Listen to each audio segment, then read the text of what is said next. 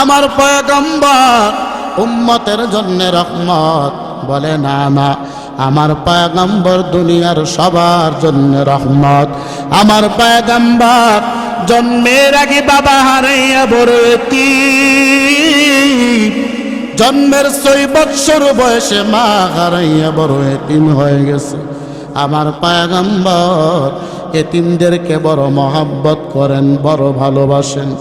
আমার নবী বলেন, এরে উম্মতের দল, এতিমদের মাথার মধ্যে তুমি হাত বুলায় দাও, তোমার হাতের নিচে যত পশম পড়বে আমার আল্লাহ সম পরিমাণ নেক আমল তোমার আমল নামায় দিয়া দিবে। আরো আসতে বলেন না সুবহানাল্লাহ। আমগো দেশে এতিমের মাল খাবার জন্য পাগল আছে কি নাই? এতিমের মাল যারা খায় তারা হলো আবু জেহেলের বংশধর, ঠিক কিনা বলেন? আর এতিমকে যারা মহব্বত করবে তারা হলো নবীর বংশধর। বলে কেমনে হুজুর? আল্লাহর নবী বলেন, আবু জেহেলের একটা বদ অভ্যাস ছিল, এতিমের সম্পদ ভক্ষণ করা, এতিমের সম্পদ কেড়ে নেওয়া। যারা এই দুনিয়া থেকে বিদায় হয়ে যাবে সন্তান নাবালেগ, আবু জেহেল তার বাড়িতে গিয়ে হাজির হয়ে যায় আর বলে, ভাইজান আপনি দুনিয়া থেকে বিদায় হয়ে যাবেন, আপনার সন্তানটা নাবালেগ এখনো উপযুক্ত হয় না। আপনি যদি আজকে মারা যান, আপনার সন্তানের হেফাজত কে করবে? আপনার মালের হেফাজত কে করবে? এমন ভাবে যখন বলে, এবার যেই ব্যক্তি মৃত্যুর পথে জারি আছে ওই ব্যক্তি বলে, ভাই আমি কি করতে পারি? আবু জেহেল বলে, তোমার সম্পদ আর তোমার সন্তান উভয়জনকে আবু জেহেলের কাছে সুপর্দ করে দাও, সবাইকে তুমি ডাকাও আর বলো আমার সম্পদ এবং আমার সন্তান আজকে থেকে আবু জেহেলের কাছে আমি দিয়া গেলাম। এবার আবু জেহেল এই সম্পদের ভাগীদার হওয়ার পর আস্তে আস্তে করে সন্তান বড় হতে লাগলেন। বড় হওয়ার পরে যখন বলে, চাচাজি আমি তো এখন বড় হয়ে গেছি, আমার সম্পদগুলো আমাকে দিয়ে দেন। আবু জেহেল বলে, না না, এই সম্পদের মালিক তুমি না, এই সম্পদের মালিক আমি। এতিম ছেলেকে ঘাড় ধাক্কা দিয়ে বাগির করে দেয়। এমন করে একজন আল্লাহর বান্দা দুনিয়া থেকে বিদায়, আর সন্তান আস্তে আস্তে বড় হতে লাগলো। বড় হওয়ার পরে সন্তান বলে, চাচাজি সম্পদের মালিক এখন আমি হয়ে গেলাম। আবু জেহেল ঘাট ধরে ধাক্কা দিয়ে বাড়ি থেকে বাহির করে দিলেন।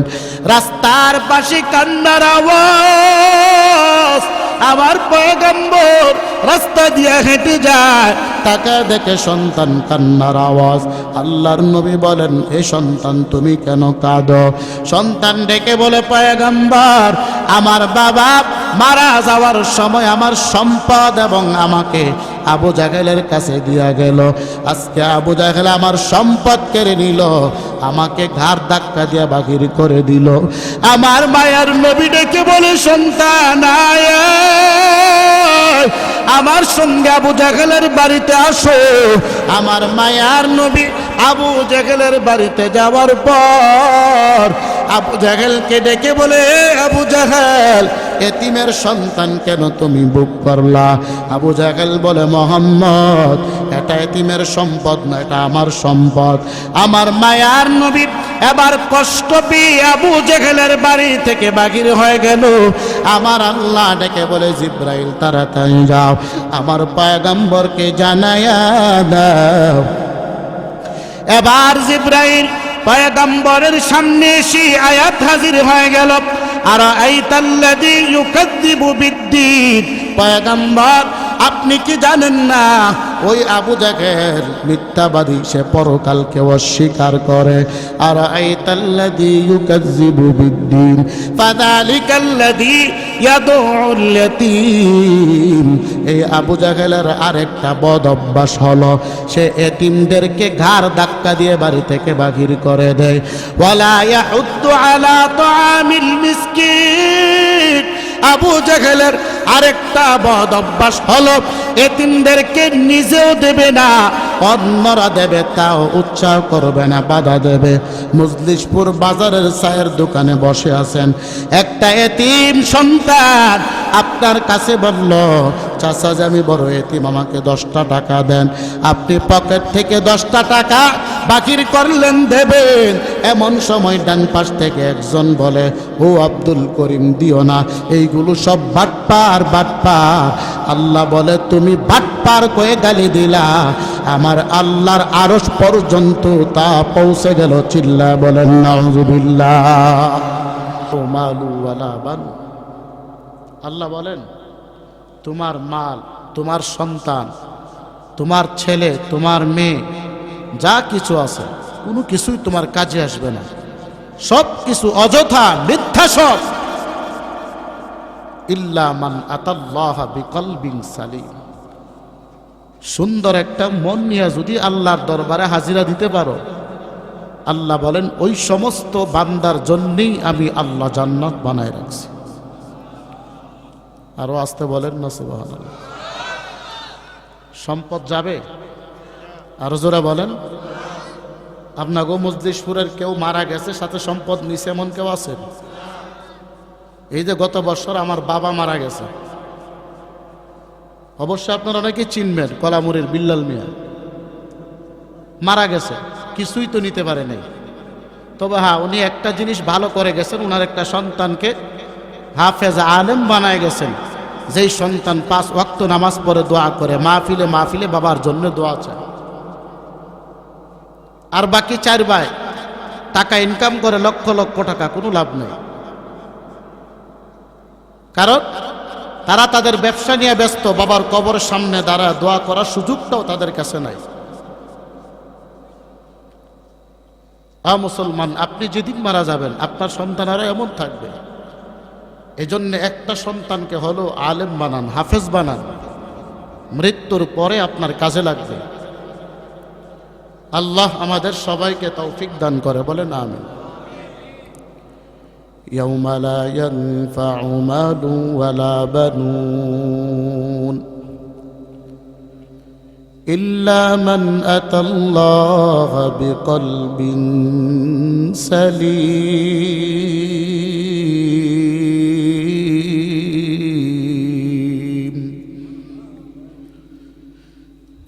আল্লাহ তাআলা বলেন, বান্দা তোমার দুনিয়ার ধন সম্পদ, তোমার দুনিয়ার মাল, তোমার বাড়ি গাড়ি ধন দৌলত যা আছে, তোমার বাড়িতে 5 তলা একটা বিল্ডিং তুমি বানাইলা, তোমার মজলিশপুরের ভিতরে তোমার জায়গার কোনো অভাব নাই, বাজারটা পুরাটাই তোমার। এখন যদি তুমি মারা যাও, অন্ধকার কবরে খালি হাতে একা একা তোমাকে রেখে আসবে, সঙ্গে তোমার কেউ যাবে না। যেই ব্যক্তি দুনিয়া থেকে বিদায় হয়ে যায়, ওই মানুষটা মনে মনে ভাবে, আমি রাতের বেলা আমার রুমের ভিতরে আরামে ঘুমাইলাম, আমি জাজিমের মধ্যে ঘুমাইলাম, আমার নিচে এত দামি একটা খাট, আমার উপরে এসি লাগানো, ফ্যান চলতেছে আমার উপরে। হঠাৎ করে তাকায় দেখে মালাকুল মউত আজরাইল সামনে হাজির। ওই বান্দা ভাবতেছে, আমি স্বপ্ন দেখতেছি আজরাইল আমার সামনে চলে আসছে। তাকায় দেখে কিছুক্ষণ পর ডাইনে বামে সামনে পিছনে সন্তানাদি সবাই কান্নার আওয়াজ। আমার বাবা নাই, আমার মা নাই। আল্লাহর বান্দা ভাবতেছি, আমি তো রাতের অন্ধকার, আমি স্বপ্ন দেখতেছি। এবার বান্দা তাকা দেখে কিছুক্ষণ পর বাড়ির আত্মীয় স্বজন গুলা তার লাশটাকে বাগিরিনে একটা খাটের উপরে রাখলো, আর 2-3 জন মানুষ এসে বড়ই পাতার গরম জল দিয়ে তাকে গোসল করাইতেছে, ভালো করে তাকে গোসল করাচ্ছে। বান্দা এবার ভাবতেছে, আমাকে কেন গোসল করায়? মনে হয় আমাকে গোসল করানোর পর আবার আমাকে রুমের ভিতরে নিয়ে যাবে, কিন্তু তাকায় দেখে গোসল শেষ। একটা সাদা কাফন দ্বারা তাকে প্যাকেট করে চতুর্পার্শ্ব থেকে বাঁধিয়ে দিল। এবার সাদা কাপড় পরিধান করার পর ওই লাশটাকে যখন মসজিদের 4 পাওয়ালা কাটুরার মধ্যে উঠায় দিল, বান্দা ভাবতেছে আমার খাটটা এত দামি জাজিব মলা খাট, আমাকে কেন সাধারণ একটা খাটের মধ্যে রাখলো? আমার পিঠের মধ্যে আমি ব্যথা পাই। কেউ কেউ বলতেছি তাড়াতাড়ি দাফন করে দাও, আর ঘরের ভিতরে রাখার সময় নাই। বিবিকে ডেকে বলে, এ মা, তোমার স্বামীর লাশটা পড়ে আছে, ঘরের ভিতরে নাও। বলে, না না, এখন তো আমার স্বামী না, এটা আমার স্বামীর লাশ পড়ে আছে, তাড়াতাড়ি দাফন করে দাও। এত আদরের সন্তান কাছে গিয়া বলে, সন্তান, তোমার বাবার লাশটা পড়ে আছে, কি করব? সন্তান বলে, তাড়াতাড়ি বাবার লাশটাকে দাফন করিয়া দাও। এবার আল্লাহর বান্দা তাকায় আছে, আমাকে একটা খাটের মধ্যে শুয়াইলো। হঠাৎ করে তাকায় দেখে 5-6 জন মানুষ কাঁধে করে কোথায় যেন নিয়ে যায়। আর ডেকে ডেকে বলে, ভাই, আমাকে কোথায় নিয়ে যাও? আমার বাড়ি তো আমার পিছনে, তোমরা সামনের দিকে কোথায় যাও? ভাবতেছে মনে হয় আমার দুশমন আমাকে বাড়ি থেকে বিদায় করে দিচ্ছে, কিন্তু না না, তাকায় দেখে সামনের কাতারে তার বড় ছেলে, পিছনের কাতারে তার বড় ছেলে, বাম পাশে তার ভাই, তার চাচা, আত্মীয় স্বজন সবাই। এবার কবরের সামনে নিয়ে যাওয়া হয়। কবরের মধ্যে যখন রাখবে, 2 জন মানুষ কবরের মধ্যে নেমে গেল। আর মাইয়েত ভাবতেছে, আমি এখনো স্বপ্ন পড়ে আছি, মনে হয় এই 2 জন লোক আমার সঙ্গে কবরের মধ্যে থাকবে। এবার লাশটাকে ধরে কবরের মধ্যে নামায় দেওয়া হলো। আর 2 জন মানুষ 2 ধারে হাত দিয়ে যখন লাফ দিয়ে কবরের উপরে উঠে যায়, মাইত এবার ডেকে ডেকে বলে, ভাই, তোমরা কোথায় যাও? আমি তো ভেবেছি তোমরা আমার সঙ্গে কবরের মধ্যে ঘুমায় থাকবা। এবার তাকা দেখে বাঁশের জারের ভাঁজগুলা বিছায় বিছায় দেওয়া হচ্ছে, আর বাঁশের উপর চাটায় বিছায় দিয়ে মাটি দিয়ে এবার দাফন করে ফেলল। এবার যখন হাঁটা শুরু করলো, মুনকার নাকির ফেরেশতা কবরের মধ্যে হাজির। কবরের মধ্যে এসে ডেকে বলে, আমার রব্বুক, তোমার রবের নাম কি? এবার মাইট ডেকে বলে, চতুর্দিকে অন্ধকার, কেন? আমি তো আমার ঘরের ভিতরে ঘুমাইছিলাম, আমার নিচে ছিল জাজিমওয়ালা খাট, আর আমার উপরে ছিল এত দামি একটা ফ্যান, আমার ঘরের ভিতরে ছিল এসি। আমি কেন অন্ধকার একটা মাটির ঘরের মধ্যে ঘুমায় আছি? সামনে ডাইনে পিছনে কোনো বাতি নাই, আলো নাই। আমার সন্তান কই? আমার বাবা কই? ডাইনে তাকায় দেখে কেউ নাই, বামে কেউ নাই, সামনে পিছনে কেউ নাই, শুধু অন্ধকার কবর। আর কানের মধ্যে আওয়াজ চলতেছে, বাবা হাঁটতেছি, বাবার জুতার আওয়াজ, সন্তান হাঁটতেছে, সন্তানের জুতার আওয়াজ। আর পিছন দিয়ে ডেকে বলে, সন্তান, রাতের অন্ধকার, তুমি অসুস্থ হয়েছ, বাবা বাবা বলে তুমি ডাকো। আমি রাতের অন্ধকারে ঘুমাই না, তোমার জন্য ঔষধ আনার জন্য ব্রাহ্মণবাড়িয়া শহরে চলে যাই। এর সন্তান, আজকে আমাকে একা একা কবর রেখে তুমি কোথায় যাও? আমার বড় ভয় লাগতেছে, না জানি আমার কবরটা জাহান্নামের একটা গর্ত হয়ে যায়। আল্লাহর নবী বলে, আবার মাইত কান্না করতে করতে পাগলের মতো হয়ে যাবে, কিন্তু জবাব দেওয়ার মতো কেউ নাই। কারণ কবরের আওয়াজ দুনিয়ার জমিনে আসে না, মানুষ এবং জিন আওয়াজ শুনে না, বাকি অন্যান্য প্রাণীগুলো আওয়াজ শুনতে পায়। এই জন্যে মাঝে মধ্যে দেখবেন কবরের মধ্যে গরু বাঁধা, গরু হঠাৎ করে দৌড়। বলে কেন? বলে গরু কবরের আযাব তার কানে তো শুনতে পায়, এই জন্যে ভয়ে দৌড় শুরু করে। এর মজলিশপুরের মুসলমান ও যুবক ভাই, এই দুনিয়াটা কারো জন্যে আপন না, সবার জন্যে পর, সবগুলা হলো বেঈমান, একমাত্র আপন হলো আমার আল্লাহ। কথা ঠিক কিনা বলো?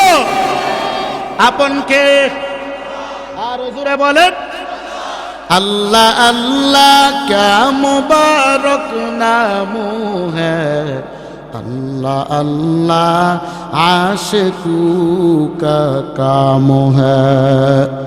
এ মুসলমান যুবক, নামাজের দরকার আছে কি নাই? আরো জোরে বলেন। যুবকদের নামাজের দরকার নাই মনে হয়, আসেনি? দাড়ি রাখার দরকার আসেনি ভাই? নাই মনে হয়। যুবকরা কো হুজুর দাড়ি রাখলে স্কুলে গিয়ে ফেম করবো কেমনে? কথা ঠিক কিনা? দাড়ি রাখলে 14 ফেব্রুয়ারি গোলাপ ফুল দেবো কেমনে প্রেমিকারে? আমরা মাঝে মধ্যে বাসে উঠলে মহিলারা আমগুলো দেখলে কো চাচা একটু সাইড দেন। কি কয়? চাচা একটু সাইড দেন। অথচ আমার সাথেই আরেকজন উঠছে 50-60 বছরের বুইরা, মুখ ফ্রেন্ডশিপ করা মহিলাকে, ভাইজান একটু সাইড দেন। কেন? বলো হুজুরের দাড়ি আছে এই জন্য হুজুর মনে হয় বুইরা হয়ে গেছে, আর বুড়া লোকের দাড়ি নাই এই জন্য বুড়া লোক মনে হয় এখনো জোয়ান আছে। কথা ঠিক কিনা বলো? অথচ আমগুরে মহিলা বাসে উঠলে চাচা বলার কারণে আল্লাহ আমাদেরকে জিনার গুনাহ থেকে হেফাজত করেছেন, আর আপনাকে ভাই বলে সম্বোধন করে। এই মেয়েটা বারবার আপনার দিকে তাকাইতেছে, আপনি হ্যান্ডসাম, আপনি হিরো, এর জন্য আপনার প্রত্যেকটা সেকেন্ডে সেকেন্ডে জিনার গুনাহ লেখা হচ্ছে। কথা ঠিক কিনা বলো? 14 ফেব্রুয়ারি রাস্তা দিয়ে চলা যায় না ফুলের কারণে। স্কুলে ছাত্র গেলে লেখাপড়া পারুক বা না পারুক, সামনের টেবিলে বসুক অথবা পিছনের টেবিলে বসুক, প্রেমের টেবিলে 1 নাম্বার। কথা ঠিক কিনা? মিথ্যা বলতেছি নাকি? ইউটিউবে চার্জ দিয়েন।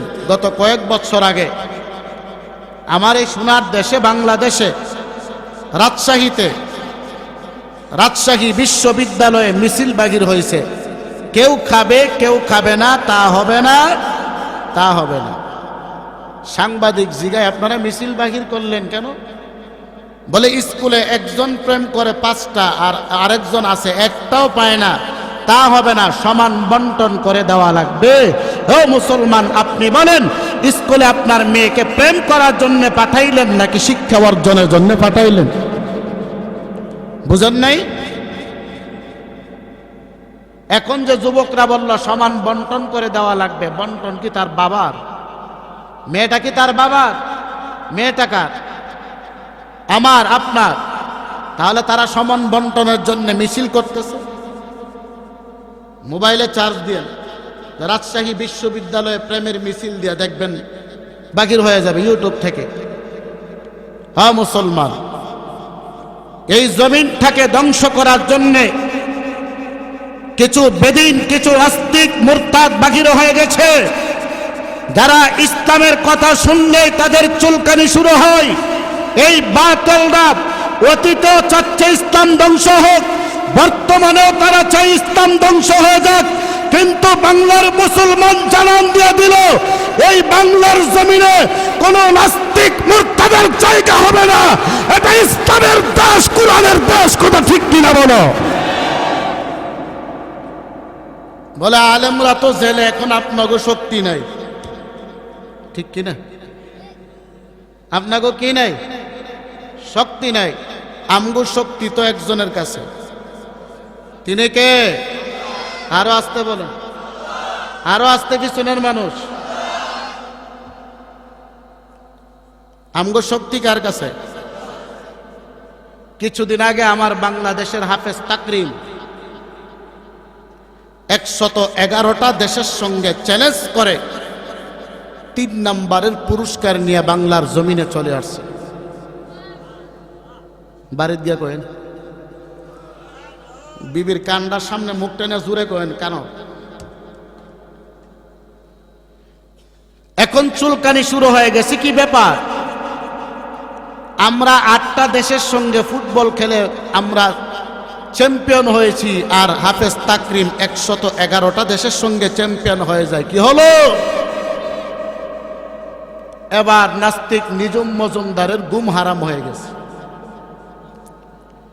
এবার লাইভে এসে বলে এমন গরুয়া ইন্টারভিউ আমরাও ইউরোপে করতে পারি। আমরাও জবাব দিয়া দিলাম, তোমার মতো ফুটবল খেলা এগুলো আমরা মুদ্দিশপুর সুহিলপুর মাঠে এমনি হয়। কথা ঠিক কিনা বলো? এবার নিজুম মজুমদারের গুম হারাম বলে সরকারিভাবে প্রধানমন্ত্রী ইসলামিক ফাউন্ডেশনের মাধ্যমে বাইতুল মুকাররমে সবচাইতে বড় সংবর্ধনা অনুষ্ঠান করেছেন তাকরিমের ব্যাপারে। নিজুম মজুমদারের গুম হারাম হয়ে গেছে। কি ব্যাপার?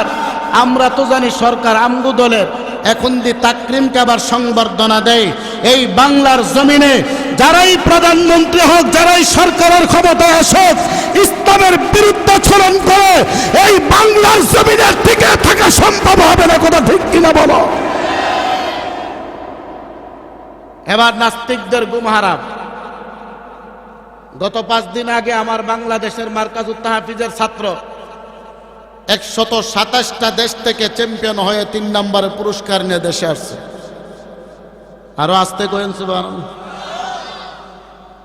এই কোরআনের প্রতিযোগিতা, কোরআনের মাজমা, কোরআনের মাহফিল হাসরের ময়দানে একটা হবে জান্নাতের ভিতরে। জান্নাতের ভিতরে একটা মাহফিল হবে, কোরআনের মাহফিল। এই মাহফিলের প্রধান অতিথি যিনি থাকবেন তিনি হলেন সাইয়্যিদুল মুরসালিন, ইমামুল মুরসালিন, খাতামুল আম্বিয়া, বিশ্ব নবী রাহমাতুল লিল আলামিন। চিল্লা বলুন আল্লাহু আকবার। ওই মাহফিলে যেতে চান কি চান না? আরো জোরে বলেন। নামাজ পয়রা না নামাজ ছায়রা? যুবকরা বলতেছে হুজুর আমগো ফ্রি ফায়ার, পাবজি গেম আর টিকটক ফাইলে কিছু লাগে না। ঠিক কিনা বলেন? যুবকদেরকে ধ্বংস করে দিচ্ছে ফ্রি ফায়ার, পাবজি আর টিকটক। শর্ট প্যান্ট পরে রাস্তায় রাস্তায় ঘুরে নিজেকে বড় স্মার্ট মনে করে, অথচ পুরুষের স্মার্ট হলো পুরা শরীরে কাপড় লাগানো। তুমগো শর্ট প্যান্টওয়ালা একজন দাঁড়াও, আমগোর সাথে দেখি কাকে সুন্দর লাগে বেশি। পৃথিবীর সবচাইতে সুন্দর পোশাক হলো আমার নবীর সুন্নতের পোশাক, পাঞ্জাবি। কথা ঠিক কিনা বলো? হ্যাঁ মুসলমান, আর কতদিন, আর কতদিন চুপ থাকবেন? বলে হুজুর যতদিন দুনিয়াতে আছি ততদিন। একদিন দুনিয়া থেকে বিদায় হওয়া লাগবে কি লাগবে না? মুদলিশ্বরের মানুষ হবে না মনে হয়? সবাই হবে? কারা কারা হবে না হাত উঠান দেখি।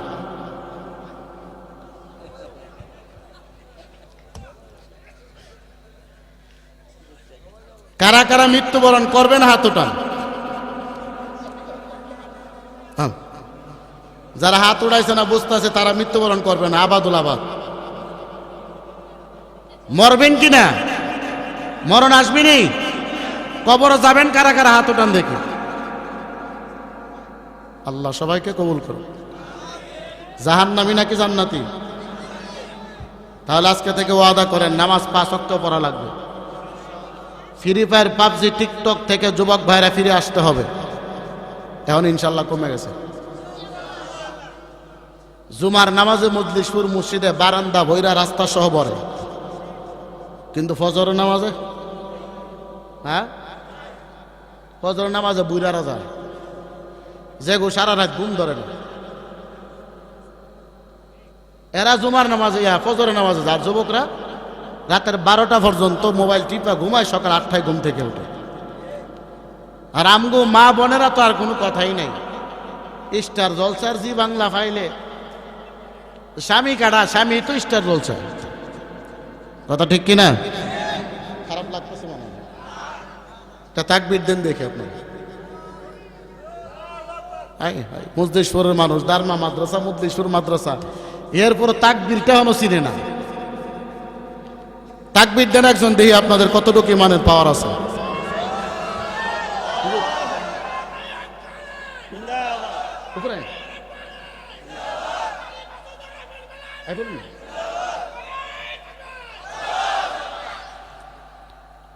আদর রিয়া মানুষ আল্লাহ বানাইয়া, কেমনে দিবা জাহান্নামে ফালাইয়া, গুনার বুঝা মাথায় লইয়া আল্লাহ দাঁড়াইলাম দরবারে। ক্ষমা করে দাও গো প্রভু, গুনাহগার বান্দারি তুমি যদি মাফ না করো মওলা বান্দারে, তুমি যদি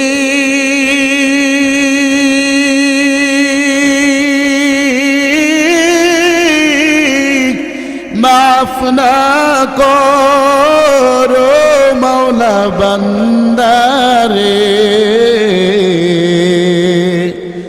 বলো আল্লাহ তোমার বান্দা যাবে কার দুয়ারে, সকলের দরজা হইতে মাওলা ফিরিয়া, সকলের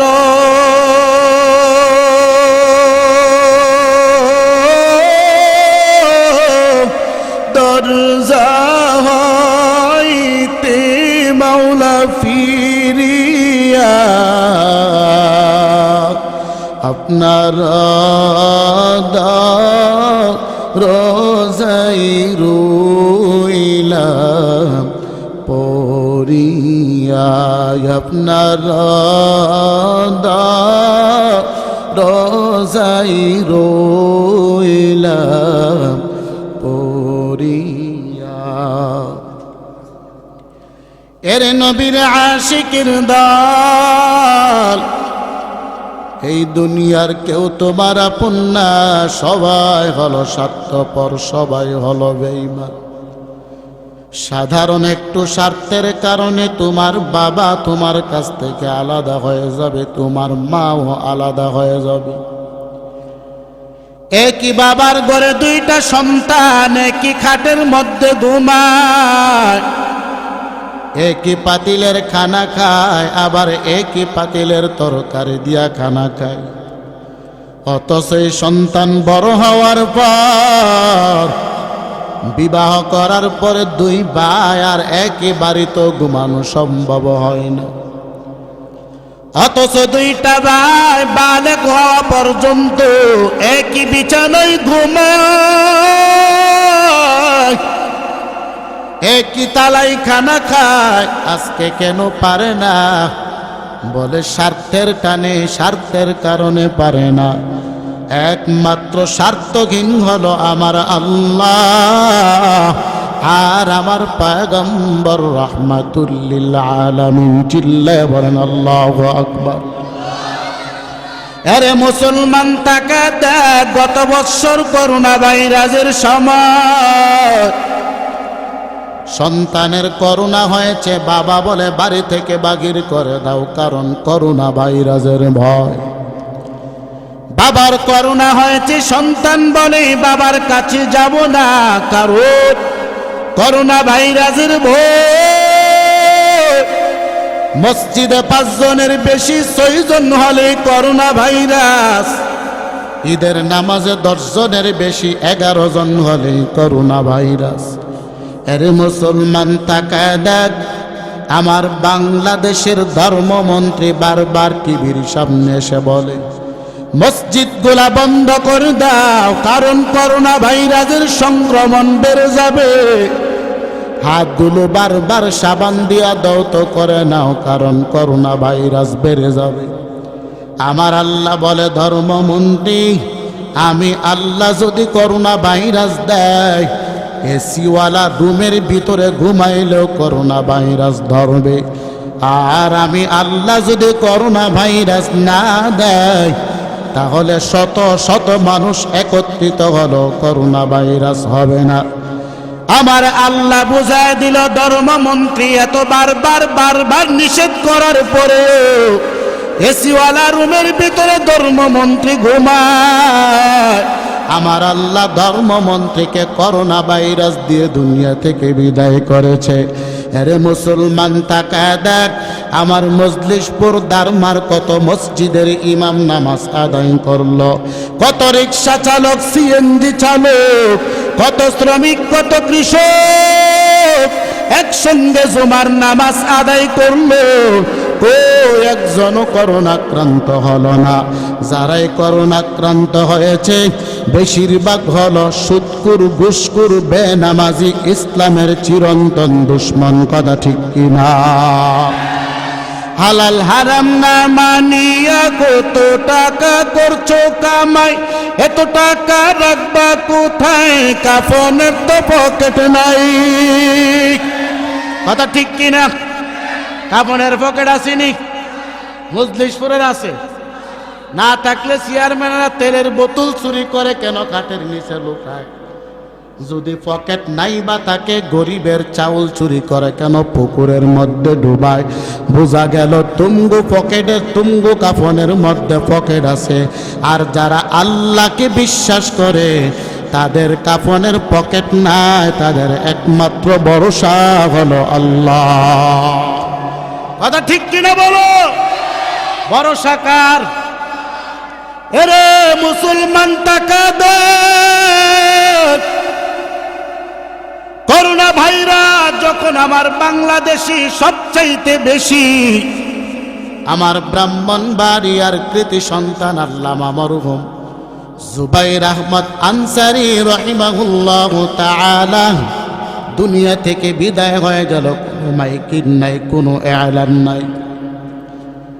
এরপর কোথায় থেকে যেন এত মানুষ, লক্ষ লক্ষ মানুষের সমাগম। আমার বাংলাদেশের প্রত্যেকটা এমপি মন্ত্রী বলে ব্রাহ্মণবাড়িয়া করোনার সয়লাভ হয়ে গেছে। ওই যে সিলেটের একটা টাকলু সুমন বলে আনসারের জানাজার কারণে বাংলাদেশে করোনা বেড়ে যাবে। আমার আল্লাহ বলে আল্লাহওয়ালার পিছে যাও, আল্লাহওয়ালা হবা। মদকুরের পিছে ঘুরলে তুমি মদকুর হইবা। কথা ঠিক কিনা? লক্ষ লক্ষ মানুষের সমাগম, আশুগঞ্জ থেকে বিশ্ব রোড পর্যন্ত জায়গা খালি না। সরকার বলে আবার সরাইল থানাকে লকডাউন করে দাও, কারণ করোনা ভাইরাস।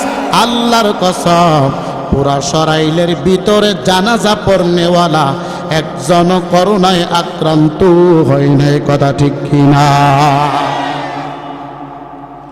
এরে মুসলমান ইমানদার, আমার পয়গম্বর উম্মতের জন্য রহমত বলে না, না, আমার পয়গম্বর দুনিয়ার সবার জন্য রহমত।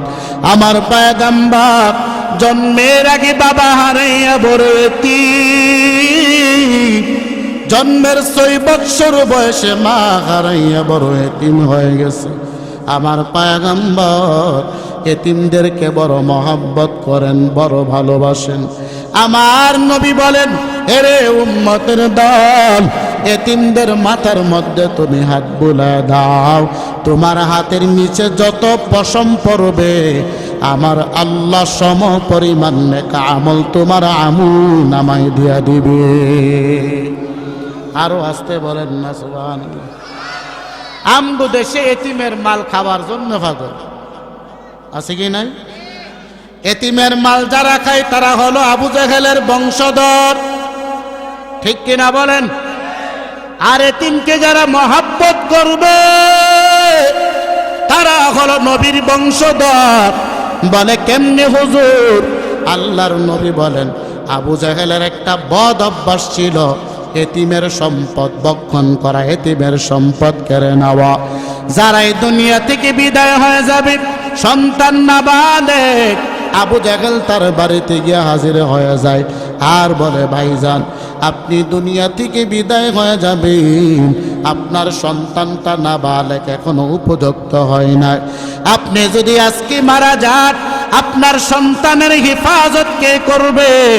আপনার মালের হেফাজত কে করবে? এমন ভাবে যখন বলে, এবার যেই ব্যক্তি মৃত্যুর পথে জারি আছে ওই ব্যক্তি বলে, ভাই আমি কি করতে পারি? আবু জেহেল বলে, তোমার সম্পদ আর তোমার সন্তান উভয়জনকে আবু জেহেলের কাছে সুপর্দ করে দাও, সবাইকে তুমি ডাকাও আর বলো আমার সম্পদ এবং আমার সন্তান আজকে থেকে আবু জেহেলের কাছে আমি দিয়া গেলাম। এবার আবু জেহেল এই সম্পদের ভাগীদার হওয়ার পর আস্তে আস্তে করে সন্তান বড় হতে লাগলেন। বড় হওয়ার পরে যখন বলে, চাচাজি আমি তো এখন বড় হয়ে গেছি, আমার সম্পদগুলো আমাকে দিয়ে দেন। আবু জেহেল বলে, না না, এই সম্পদের মালিক তুমি না, এই সম্পদের মালিক আমি। এতিম ছেলেকে ঘাড় ধাক্কা দিয়ে বাগির করে দেয়। এমন করে একজন আল্লাহর বান্দা দুনিয়া থেকে বিদায়, আর সন্তান আস্তে আস্তে বড় হতে লাগলো।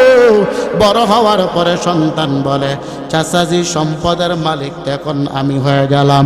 আবু জেহেল ঘাট ধরে ধাক্কা দিয়ে বাড়ি থেকে বাহির করে দিলেন। রাস্তার পাশে কান্নার আওয়াজ, আমার পয়গম্বর রাস্তা দিয়ে হেঁটে যায়, তাকে দেখে সন্তান কান্নার আওয়াজ। আল্লাহর নবী বলেন, এই সন্তান তুমি কেন কাঁদো? সন্তান ডেকে বলে, পয়গম্বর আমার বাবা মারা যাওয়ার সময় আমার সম্পদ এবং আমাকে আবু জেহেলের কাছে দিয়া গেল, আজকে আবু জেহেল আমার সম্পদ কেড়ে নিল, আমাকে ঘাড় ধাক্কা দিয়ে বাহির করে দিল। আমার মায়ের নবী ডেকে বলে, সন্তান আয় আমার সঙ্গে আবু জেহেলের বাড়িতে আসো। আমার মায়ার নবী আবু জেহেলের বাড়িতে যাওয়ার পর আবু জেহেলকে ডেকে বলে, আবু জেহেল এতিমের সন্তান কেন তুমি বুক করলা? আবু জেহেল বলে, মোহাম্মদ এটা এতিমের সম্পদ না, এটা আমার সম্পদ। আমার মায়ার নবী এবার কষ্ট পেয়ে আবু জেহেলের বাড়ি থেকে বাহির হয়ে গেল। আমার আল্লাহ ডেকে বলে, জিব্রাইল তাড়াতাড়ি যাও, আমার পয়গম্বরকে জানায়া দাও। এবার জিব্রাইল পয়গম্বরের সামনে এসে আয়াত হাজির হয়ে গেল, আর আইতাল্লাযী ইউকাযযিবু বিদ্দীন। পয়গম্বর আপনি কি জানেন না ওই আবু জেহেল মিথ্যাবাদী, সে পরকালকে অস্বীকার করে। আর আইতাল্লাযী ইউকাযযিবু বিদ্দীন ফাযালিকাল্লাযী ইয়াদউল ইয়াতীম।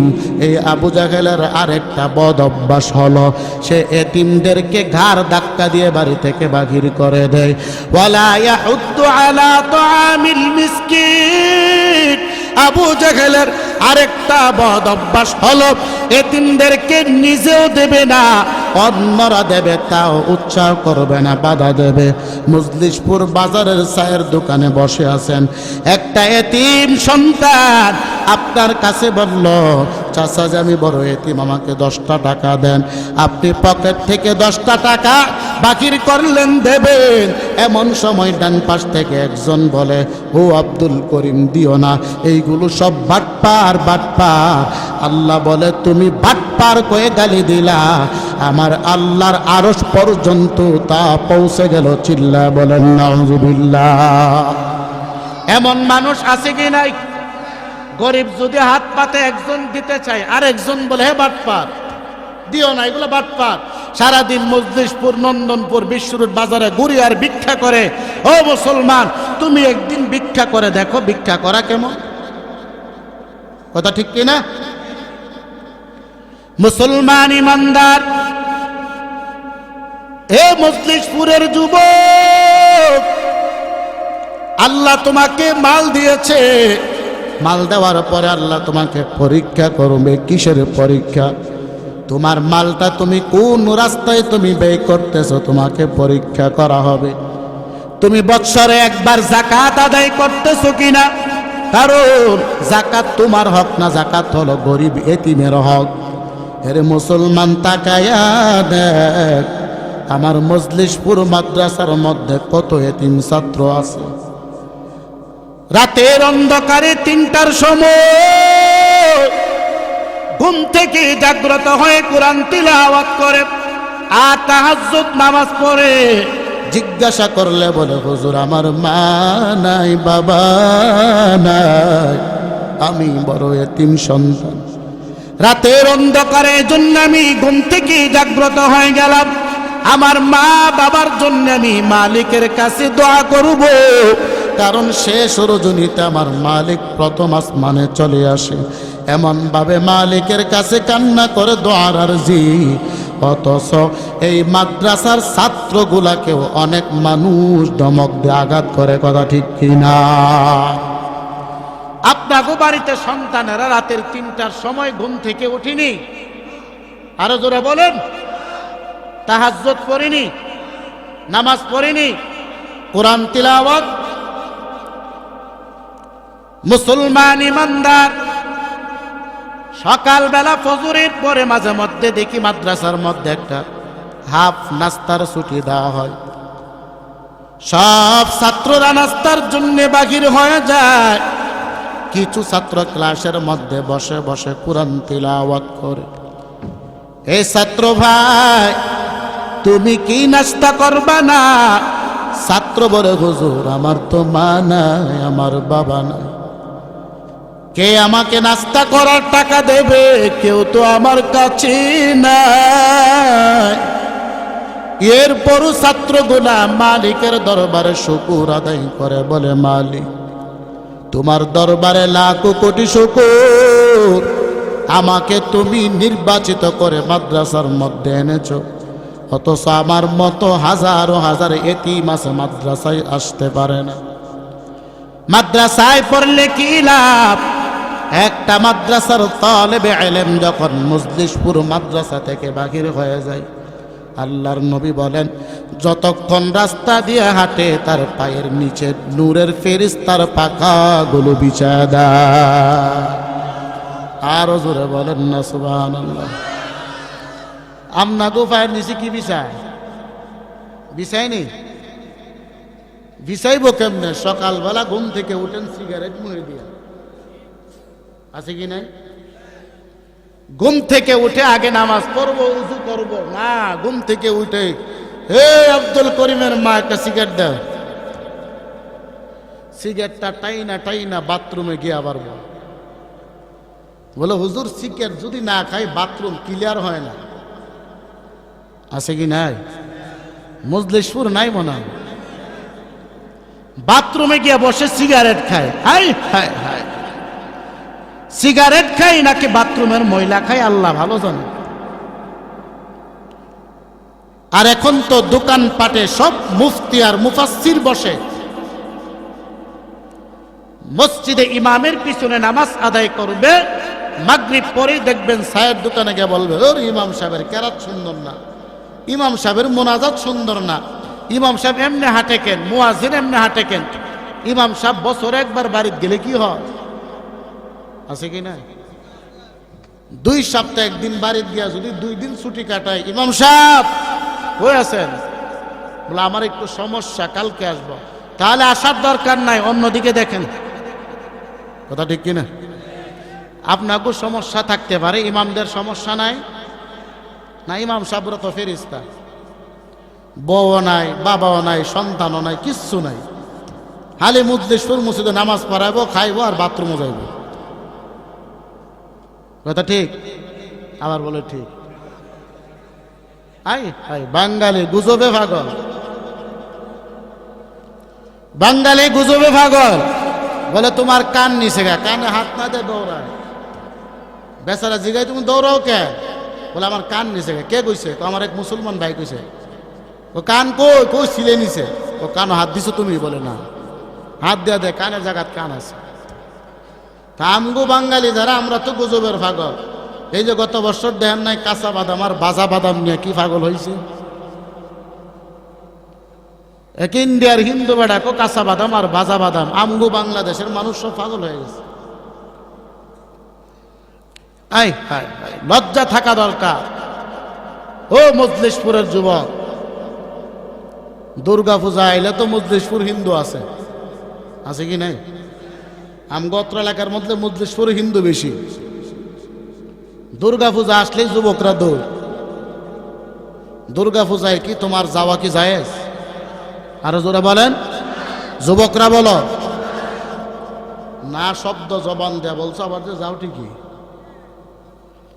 হিন্দুদের দুর্গা পূজায় হিন্দুর চাইতে মুসলমানের বাচ্চা বেশি থাকে। জিজ্ঞাসা করলে বলো হুজুর আমার বন্ধু একজন হিন্দু দাওয়াত করছে আমাকে, এখন কি করব? এই জন্য গেলাম। মানলাম তোমাকে দাওয়াত করছে, তুমি গেছো, তাহলে তুমিও কুরবানির ঈদে দাওয়াত দাও। যে আমার ঈদুল আজহার সময় বাড়িতে আসবা, গরু জবাই করবো, তুমি ধরবা গরু খাইবার বাড়ি যাবে। সম্ভব? আর আসতে বলেন। বোঝা গেছে মধ্যেশ্বরের মানুষ বেশিরভাগ মানুষ যায় পূজাতে, মনে বেশিরভাগ যায়। আওয়াজে তো বোঝা যায় এটাই। আপনার হিন্দু বন্ধু কি আপনার বাড়িতে আসবে? ঈদের নামাজ পড়বে, গরু জবাই করবে, গরুর গোশত খাবে? তাহলে আপনি যান কেন? ইসলাম ভালো লাগে না? ইসলাম ভালো লাগেনি? যুবকদের ভালো লাগে না। বলো হুজুর আপনাকে ওয়াজ আইলে তো লাল নীল বাতি দেই না, পূজায় গেল তো লাল নীল বাতি দেখা যায়।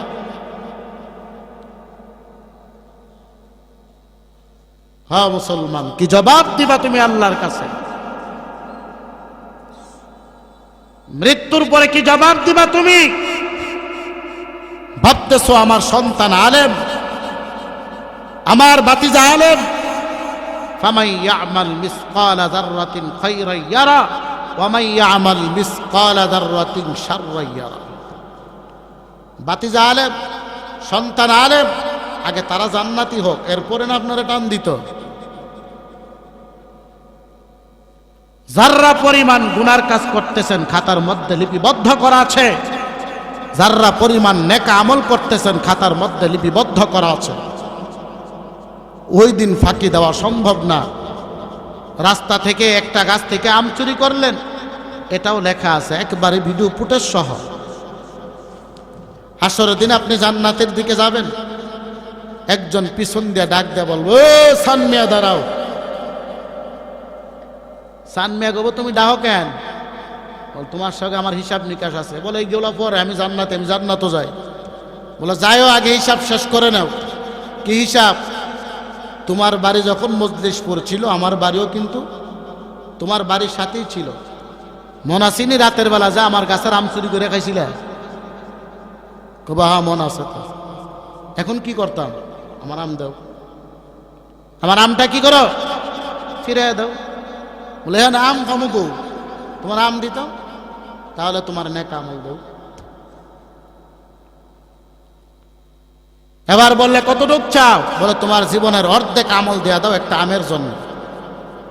অর্ধেক আমল দিয়ে আবার সামনের দিকে হাঁটবে, পিছন দিয়ে মেয়ে ডাক দিয়ে বলবে বাজার দাঁড়াও, তোমার সাথে আমার হিসাব নিকাশ আছে একটু। বলবে মায়া তোমার কি আবার হিসাব নিকাশ? বলে তোমার কি মন আছে? আমগো বাড়িটা ছিল 20 শতক, আমগো ভাই আছেন 2 জন, আমি আসতাম 1 জন। কয়জন হয়েছে? 3 জন। 2টা বাইরে তুমি 10 শতক করে বন্টন করে দিছো, আমার কিন্তু দেও নাই। আসেনি এমন মানুষ? মুগ্ধ শুন নাই? বলে আমার সম্পদ কই? আমার সম্পদ কিন্তু দেও নাই, এখন আমার সম্পদ দেও। বলে আমি কি ক্ষেত নিয়ে বইরিছি জান্নাতে? ক্ষেত না নিলে তোমার আমল নামা বাকি অর্ধেক দেওয়া দাও আমারে, বাকি অর্ধেক দেওয়া দিবে। দেওয়ার পরে কি আছে আরো আসতে বলেন, এবার জান্নাতের দিকে যাবে। আল্লাহ বলবো ও সানমে হারুফ কই যাও? বলে আল্লাহ জান্নাত তুমি না কইলা। বলে এটা হলো 1971 সালের কথা। এটা কত সালের? 71 সালের কথা। এখন বর্তমান হলো 2022, হিসাব দাও। বলে আল্লাহ তুমি না কইছো জান্নাতে যাইতো? বলো যুদ্ধ অপরাধীদেরকে বঙ্গবন্ধু মাফ করে দিল, 2022 এসে শেখ হাসিনা তাদেরকে ফাঁসির কাষ্ঠে ঝুলিয়ে দিয়েছে। আল্লাহ বলবে 71 সালে তুমি জান্নাতি ছিল, বর্তমান 2022 সালে তুমি জাহান্নামী। কথা ঠিক কিনা বলো? এবার ইয়ানাফসি করতে করতে জীবন যাবে। কি লাভটা হলো? আপনার 2টা ছেলেকে বাড়ি বন্টন করে দিয়ে মেয়েকে আপনি মাহরুম করলেন। কি লাভটা হলো? আপনার সম্পদ পাইছে সন্তান, জাহান্নামে যাইব কে? আর আসতে কোন 2 নাম্বার, ফজরের আজান দিলে বাবাই সবার আগে মজলিসপুর জামে মসজিদে আসে, আর সন্তান ল্যাংটা হয়ে ঘুমায়, ডাক দেয় না। রমজান মাসে রোজা রাখার জন্য মা ডাক দেয়, সন্তান রোজা রাখবে, বাবা কয় ডাক দিছে এ শরীরটা নষ্ট হয়ে যাবে, সামনে এসএসসি পরীক্ষা, সাবধান।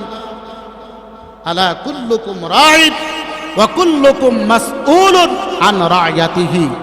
আপনার অধীনস্থ যারা আছে, আপনার সন্তান, আপনার মেয়ে, আপনার বিবি নামাজ পড়লো কিনা, রোজা রাখলো কিনা, পর্দায় থাকলো কিনা, যদি আপনি তাদেরকে তদারকি না করেন, হাসরের ময়দানে জবাব না দেওয়া পর্যন্ত একটা কদম সামনে বাড়ানো আপনার দ্বারা সম্ভব হবে না।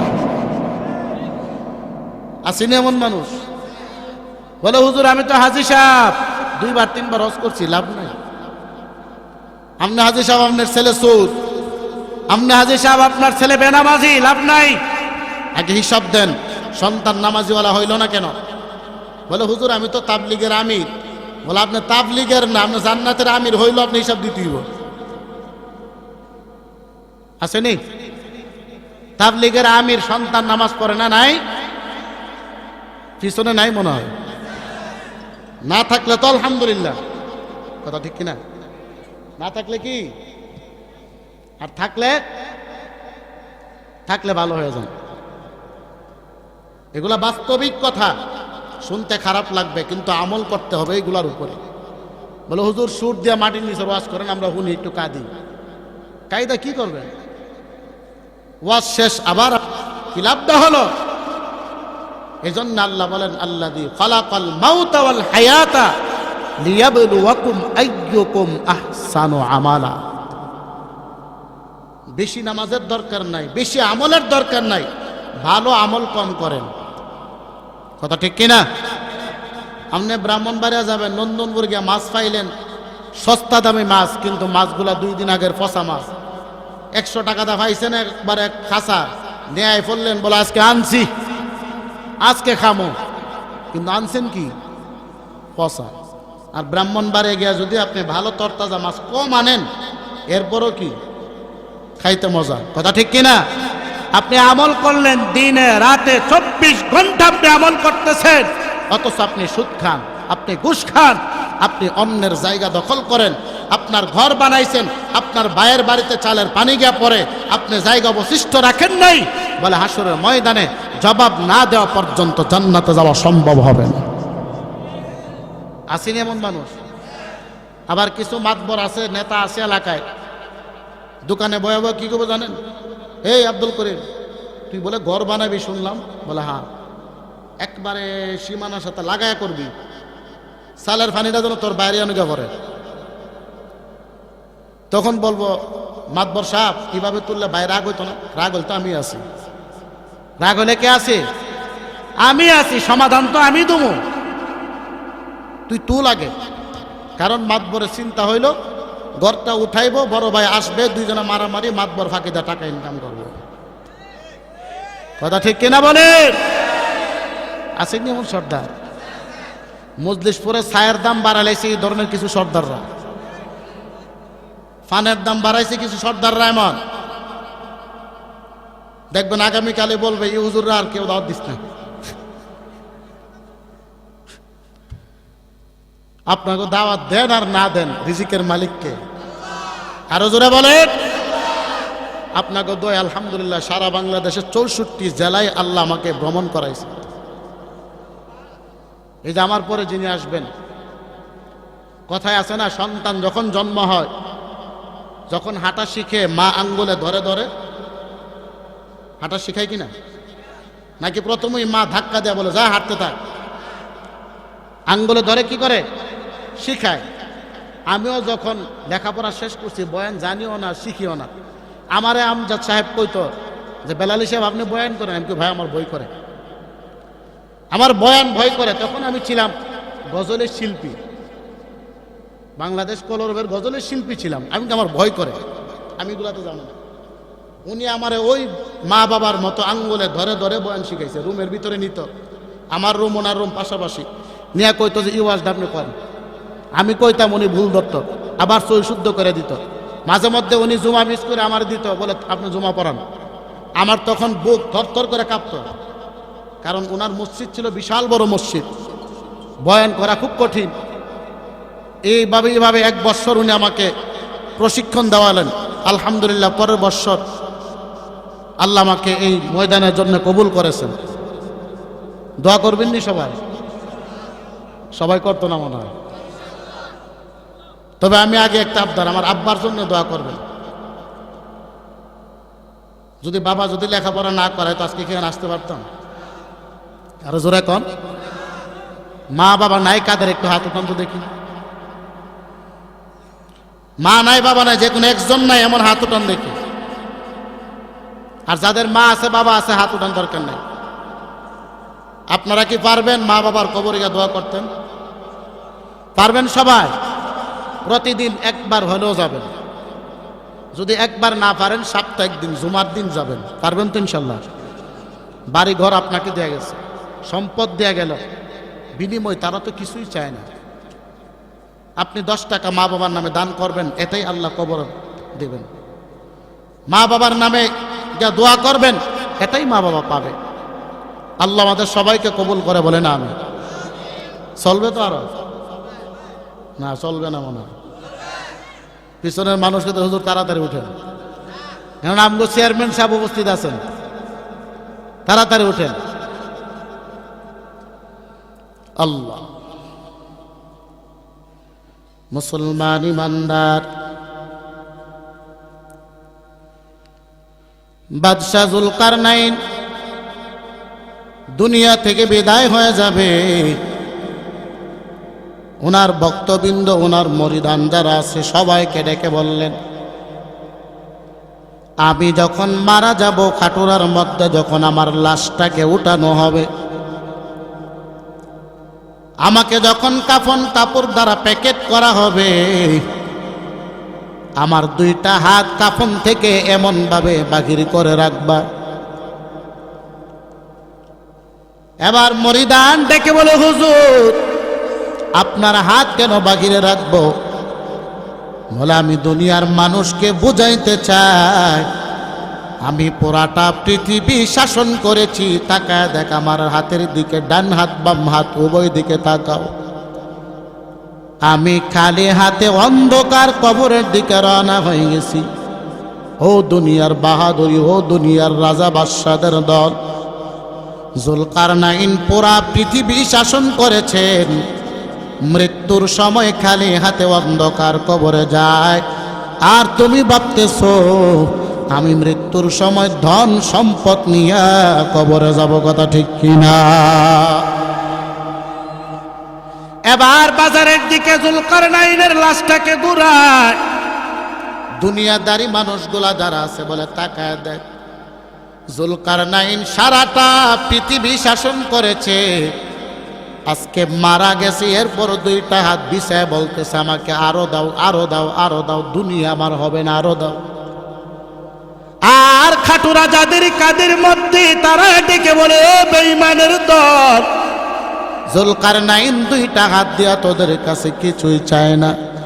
জুলকারনাইন বলতেছে, তাকায়া দেখ, আমার হাতের মধ্যে পুরা পৃথিবীর চাবি কাঠি ছিল, কোটি কোটি মিলিয়ন বিলিয়ন টাকা ছিল। আজকে আমি অন্ধকার কবরের দিকে রওনা। এ বেঈমানের দল তাকায়া দেখ, আমার দুইটা হাত বড় খালি, এতিম হয়ে আমি অন্ধকার কবরে চলে যাচ্ছি।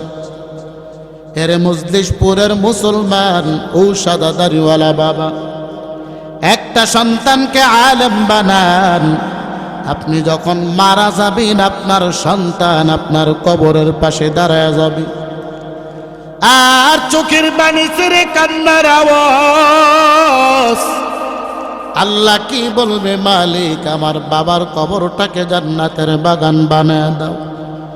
আল্লাহ বলবেন, সন্তান দোয়া করতে দেরি, আমি আল্লাহ বাবার কবরের আযাব বন্ধ করতে দেরি করব না।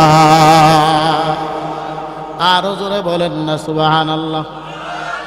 আল্লামা শায়েখ জাকারিয়া রাহমাতুল্লাহি আলাইহি ক্লাসের মধ্যে একদিন সবক পড়াইতেছেন ছাত্রগুলাকে। উনি বলেন, একজন আল্লাহওয়ালা একদিন কবরের সামনে দাঁড়াইয়া সূরাতুল মুলক তিলাওয়াত করলেন। সূরাতুল মুলক 29 পারার প্রথম নাম্বার পৃষ্ঠা, 30টা আয়াত বিশিষ্ট সূরাতুল মুলক। আল্লাহর নবী বলেন, রাতের বেলা ঘুমানোর আগে যারা সূরাতুল মুলক তিলাওয়াত করবে, ওই বান্দা যেদিন মারা যাবে, অন্ধকার কবরে যখন শোয়া দেওয়া হবে, মুনকার নাকির ফেরেশতা কবরে আসবে। ওই সূরাতুল মুলক ডান দিকে আসলে ডান দিক থেকে বাধা দেবে, বাম দিক থেকে আসলে বাম দিকেও বাধা দেবে। মুনকার নাকির ডেকে বলে, তুমি কে? তোমার পরিচয় কি? ডেকে বল, আমার পরিচয় হলো আমি আল্লাহর কোরআনের 29 নাম্বার পারার প্রথম পৃষ্ঠার প্রথম সূরা সূরাতুল মুলক। এবার বলে, তুমি কি চাও? বলে, আমি চাই বান্দা কোনোদিন রাতের বেলা আমাকে মহাব্বত না করে ঘুমায় নাই, আমাকে তিলাওয়াত না করে বান্দা কোনোদিন ঘুমায় নাই। আজকে বান্দা অন্ধকার কবরে বিপদের মধ্যে আছে, আমি সূরাতুল মুলক এই বান্দাকে রেখে একা একা আমি কোথাও যেতে পারি না। বান্দাকে জান্নাতে নেওয়া পর্যন্ত আমি সূরাতুল মুলক বান্দার জিম্মাদার হয়ে গেলাম। আর জোরে বলেন না সুবহানাল্লাহ। এবার সূরাতুল মুলক আল্লাহর কাছে চলে যাবে, মালিক, আমি কি তোমার কোরআনের একটা অংশ না? আল্লাহ বলবে, হ্যাঁ হ্যাঁ, তুমি আমার কোরআনের একটা অংশ। আয় আল্লাহ, তুমি তো বলেছো আমাকে তিলাওয়াত করলে কবরের আযাব বন্ধ হয়ে যাবে। আয় আল্লাহ, আজকে মজলিশপুরের এমন একজন মানুষ দুনিয়া থেকে বিদায় হয়ে গেছে, যেই মানুষটা রাতের বেলা আমাকে তিলাওয়াত না করে কোনোদিন ঘুমাইতো না। আয় আল্লাহ, আজকে অন্ধকার কবরে মুনকার নাকির ফেরেশতা সওয়াল করার জন্য চলে গেছে। আয় আল্লাহ, যদি বান্দা আটকায়া যায়, বান্দা তো জাহান্নামী হয়ে যাবে। আয় আল্লাহ, তোমার কোরআনের উসিলায় ও কবরের আযাবটা বন্ধ করে বান্দাকে জান্নাতের মেহমান বানায় দাও। তাহলে তেলাওয়াত করার দরকার আছে কি নাই? আরো জোরে বলেন, কোন জমিনের মাটি আমার হবে গুরুস্থান। কথা ঠিক কিনা? কাদের চোখের জলে আমি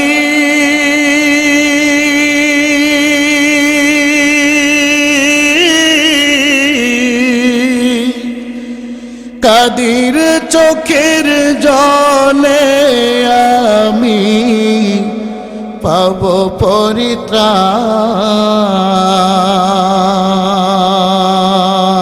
পরিত্রাণ। কোন জমিনের মাটি আমার হবে গুরুস্থান। কারায় আমায় গোসল দেবে, কে আনিবে কাফন? কারায়া মাই কেদে কেদে করে দেবে দাফো কারায়া মাই গোসল দেবে কে আনিবে কাফন কারায়া মাই কেদে কেদে করে দেবে দাফন কারায় আমার পাশে বসে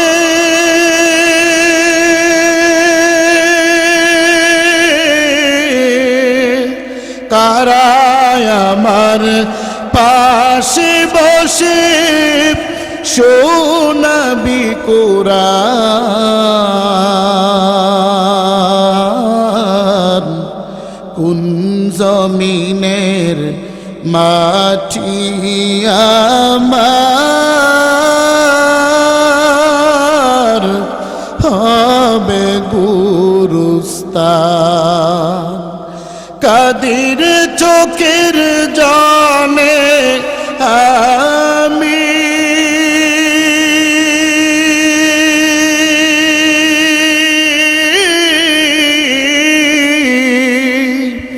কাদের চোখের জলে আমি পাব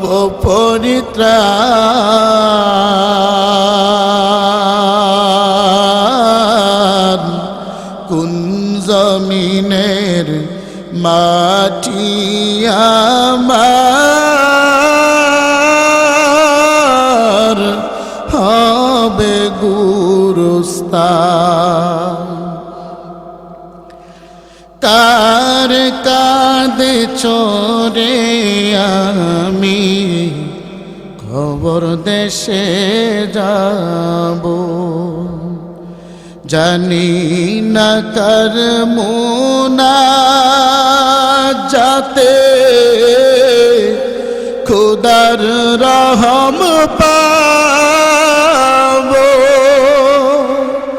কার কাঁধে চড়ে আমি কবর দেশে যাব জানি না কার মুনা যাতে খুদার রহম পাবো কোন কারণে করবে ক্ষমা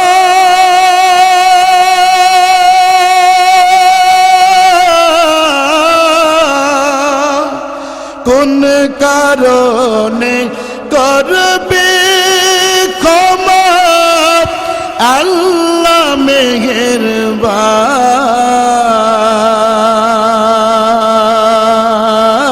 মেহেরবান কোন জমিনের মাটি আমার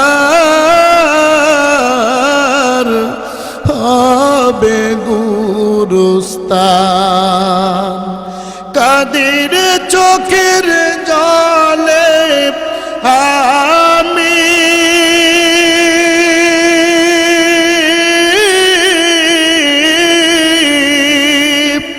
কাদের চোখের জলে আমি পাব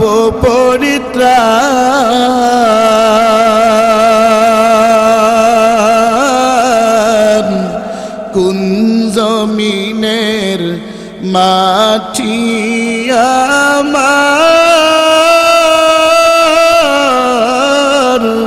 হবে গুরুস্থান চিল্লা বলেন আল্লাহু আকবার আর আস্তে বলেন আল্লাহু আকবার খারাপ লাগছে মনে হয় হ্যাঁ খারাপ লাগছে প্রধান বক্তা চলে আসবেন নাকি আমার সময় শেষ আল্লাহ মুসলমান ইমানদার আল্লামা শায়েখ জাকারিয়া রহমাতুল্লাহ আলাই ক্লাসের মধ্যে বসে বলতেছেন, একজন আল্লাহওয়ালা আল্লাহর ওলি কবরস্থানের সামনে হেঁটে যায়, কবরের সামনে দাঁড়াইয়া সূরাতুল মুলক তিলাওয়াত করলেন আর দোয়া করলেন আল্লাহর কাছে। এবার আল্লাহর ওলি দোয়া করার পরে রাতের বেলা যখন ঘুমায় গেলেন, আমার আল্লাহ রাতের বেলা স্বপ্ন দেখালেন আল্লাহর ওলিকে। দিনের বেলা যে কোরআন তিলাওয়াত করলো, দিনের বেলা যে দোয়া করলো, আমার আল্লাহ ফেরেশতার মাধ্যমে কবরের মধ্যে নেক আমল বন্টন করে দিচ্ছেন। আল্লাহু আকবার কইতেন না? উঠা বসা করতেছে, আমি ছেড়ে দেব। এবার আল্লাহর ওলি স্বপ্ন দেখলেন, আর তাকায় দেখে দুইজন ফেরেশতা নেক আমল বন্টন করতেছে, সবার মাঝে বন্টন করতেছে। সিরিয়াল লেগে গেছে, একজনের পর একজন আসতেছে, নেক আমল নিয়ে চলে যাচ্ছে। তাকায় দেখে একজন মহিলা কবরের মধ্যে বসে আছে, মুচকে মুচকে হাসে। আল্লাহর ওলি জিজ্ঞাসা করে, মা, সবাই নেক আমল নেওয়ার জন্য সিরিয়ালে দাঁড়ায় গেল, আপনি কেন দাঁড়ালেন না? এবার মহিলা বলে, হে আল্লাহর ওলি, আমি না দাঁড়ানোর কারণ তুমি জানতে চাও? আমার একটা সন্তান আমি জমিনের মধ্যে রেখে আসছি, সন্তানটা হলো নেক সন্তান। এই সন্তানটা 5 ওয়াক্ত নামাজ আদায় করে, কোরআন তিলাওয়াত করে, দোয়া করে। আমার সন্তান যা আমল করতেছে তার প্রত্যেকটা আমলের সওয়াব আমার আল্লাহ আমার কবরের মধ্যে পৌঁছায় দেয়। মহিলা বলে, আমার কোনো আমলের দরকার নাই, তবে হ্যাঁ, আমি সিরিয়ালের মধ্যে না দাঁড়াইলো আমার আমল, আমার বন্টন আমার কাছে চলে আসবে। এবার আল্লাহর ওলি ডেকে বলে, মা, তোমার বাড়ি কোথায়? তোমার সন্তান কি করে?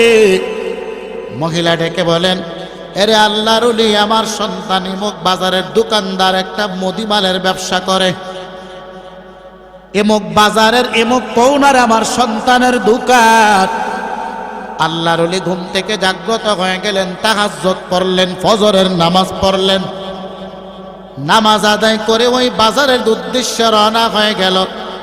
বাজারে যাওয়ার পর আল্লাহর ওলি একটা কোনায় বসে আছেন, ওই যুবকের দিকে তাকাইয়া দেখে যুবকের মাথার মধ্যে পাগড়ি পরা, মুখের মধ্যে সুন্নতি দাড়ি। আল্লাহর ওলি দূর থেকে যুবকটাকে দেখতেছেন কি করে। তাকায় দেখে যখন কাস্টমার দোকানের মধ্যে আসে, যুবক মাল বিক্রি করে, কাস্টমার নাই, দোকানটা আবার খালি।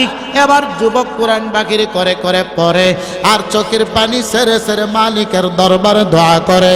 আল্লাহর ওলি অনেকক্ষণ সময় দেখার পর হঠাৎ করে যুবকের দোকানের সামনে চলে আসে আর বলে, এর যুবক, তুমি আমার কাছে আসো, আমার বুকের মধ্যে তুমি আসো। আল্লাহর ওলি বুকের মধ্যে জড়াইয়া যুবককে গালে চুমু দেয় আর কপালের মধ্যে চুমু দেয়। যুবক বলে, আল্লাহ ওয়ালা ভাই, আমি তো আপনাকে চিনি না। আল্লাহর ওলি ডেকে বলে, আমিও তোমাকে চিনতাম না, তবে ঘুমের ঘরে স্বপ্নের যুগে তোমার মা তোমার পরিচয় করায় দিল। বলে, আমার মাকে আপনি কেমন দেখলেন? আল্লাহর ওলি বলে, তুমি কোরআন তিলাওয়াত করো, নামাজ আদায় করো, তুমি জিকির করো, আল্লাহর প্রশংসা করো, তোমার প্রত্যেকটা নেক আমল আমার আল্লাহ তোমার মায়ের কবরের মধ্যে পৌঁছায় দেয়, আর তোমার মা কবরের ভিতরে জান্নাতি মেহমান হয়ে আছে। আরো জোরে বলেন না সুবহানাল্লাহ।